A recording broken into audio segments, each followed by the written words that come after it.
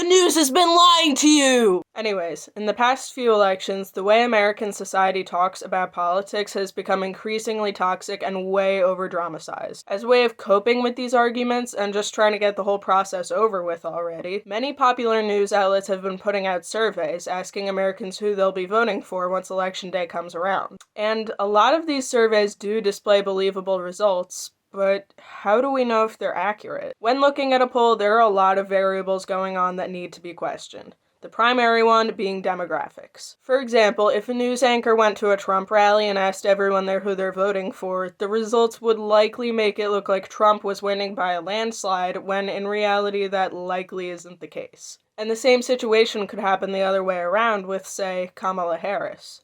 But my point is here that you need to have an extremely diverse group of participants when you're conducting a poll. But keep in mind, diversity doesn't just mean whether you're black or white. In addition to race, you've also got to factor in people's economic status, where they live, what gender they are, and the list goes on. You always need to be sure that you're hearing as many different voices as possible. In addition to demographics, another important feature of what makes a reliable poll is when it's being conducted. A lot of these who's gonna be our next president polls take place during the midterm elections, which occur 2 years between each of the real ones. These surveys receive their data from actual voting results and not just opinions and guesses.